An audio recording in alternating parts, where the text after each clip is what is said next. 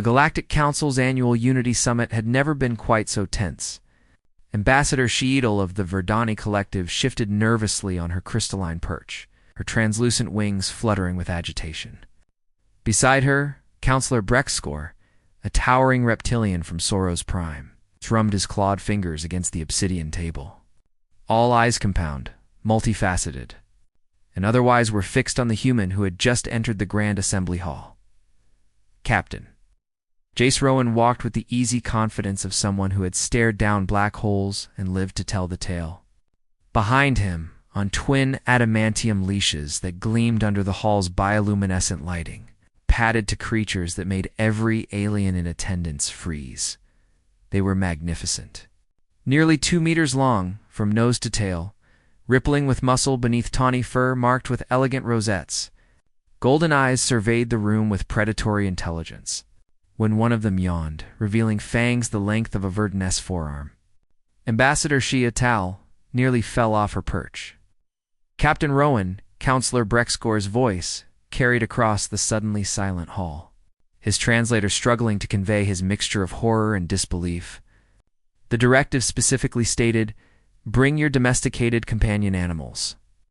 To demonstrate the peaceful nature of member species relationships with other life forms, Jace glanced down at his companions. Scratching one behind the ears, the big cat leaned into his touch, producing a rumbling purr that vibrated through the floor. These are Luna and Sol. They're leopards. Very domesticated. The shriek came from Ambassador Prelix, furry creature resembling an oversized hamster, who was currently hiding behind his own petadocile, rabbit-like creature with 6 legs. Those are apex predators. Around the hall, the other delegates' pets seemed to sense the tension. There were various small, fluffy creatures. The Zentari had brought something like a floating cotton ball that hummed pleasant melodies. The Kreshna displayed a miniature reptile that changed colors to match its mood. And the Dolmari showcased a gelatinous blob that sparkled whenever someone paid it attention. All were small. All were harmless. All were, by galactic standards, perfectly reasonable pets. And then there were the leopards. Jace pulled a chair out and sat, completely unbothered. Luna and Sol settled on either side of him, their combined weight easily exceeding his own. "Look, the invitation said to bring pets that represent our species' capacity for forming bonds across biological boundaries. Where I come from, humans have been working with big cats for centuries in conservation, in sanctuaries. Luna and Sol were rescued as cubs from an illegal breeding facility. They imprinted on me. We've been together for 8 years, but they could kill you," Shadell whispered, her voice tinged with awe and terror. "In seconds. Those claws, those teeth, so could half the species in this room." Ambassador Jace replied calmly, stroking Sol's massive head.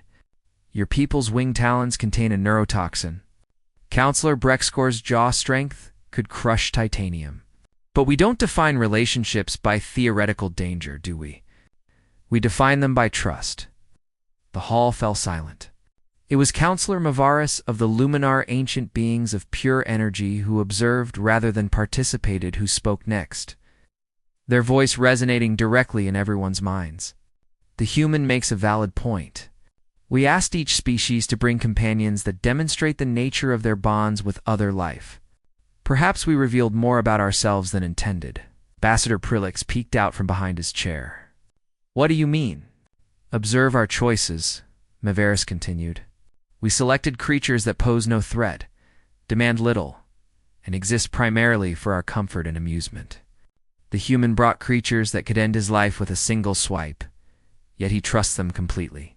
And more remarkably, they trust him." As if to emphasize the point, Luna rolled onto her back, exposing her vulnerable belly to Jace, who obligingly rubbed it. The massive predator's purr intensified, her eyes half closing in contentment. Sol, not to be left out, nuzzled against Jace's other hand, nearly knocking him from his chair with affectionate force. Counselor Brexscore leaned forward, his earlier hostility replaced with curiosity. "You said they were rescued. Explain." Jace's expression hardened slightly.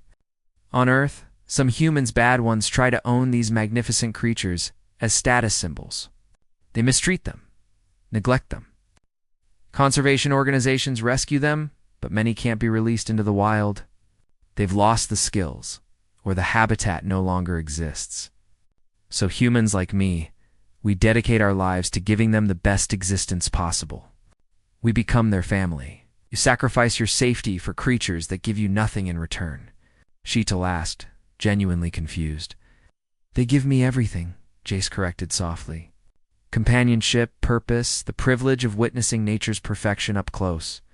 And they're ambassadors, in their own right. Every person who meets Luna and Sol learns about leopard conservation, about habitat protection, about why these animals matter. They've probably saved more of their species than they know. The gelatinous pet belonging to the Dolmari delegate suddenly began pulsing with a warm, golden light, its species' way of expressing profound emotion. Its owner spoke up, voice trembling. We Dolmari pride ourselves on our empathy, our emotional bonds. Yet our pets require nothing from us, risk nothing. This human, he has taught us something today. Ambassador Prilix slowly emerged from his hiding spot, his pet clutched to his chest. May I? May I approach them? Jace smiled, slowly. Let them sniff you first. An ambassador? Thank you for asking. As the small, furry alien nervously approached, Luna raised her head, nostrils flaring. For a moment, the entire hall held its breath. Then Luna's rough tongue emerged, giving Prelix's outstretched paw a single gentle lick. The ambassador's squeak of surprise turned into delighted laughter. Shh, likes me. The apex predator likes me. One by one, delegates approached. Some remained distant, content to observe. Others, emboldened by curiosity, came close enough to touch. Jace supervised each interaction carefully, reading his companion's body language, ensuring both safety and dignity. As the summit continued, the conversation shifted. It was no longer about demonstrating peaceful coexistence. It became a discussion about the nature of trust, about the bonds that transcend logic, about the courage required to love something that could destroy you. And at the center of it all sat Captain Jace Rowan, a human who had brought predators to a peace summit and, in doing so, had taught the galaxy something fundamental about humanity. They didn't just coexist with danger. They embraced it, respected it, and somehow, impossibly, made it family. When the summit concluded, Counselor Brexcore approached Jace privately. Captain, your species continues to perplex us. You're simultaneously the most reckless and the most caring beings we've encountered. Jace grinned, scratching Sol behind the ears. Maybe that's the same thing, Counselor. Maybe caring deeply always requires a little recklessness. As Jace left the hall with Luna and Sol padding majestically beside him, every delegate watched in silence. And more than one reconsidered what it truly meant to share their world with another species.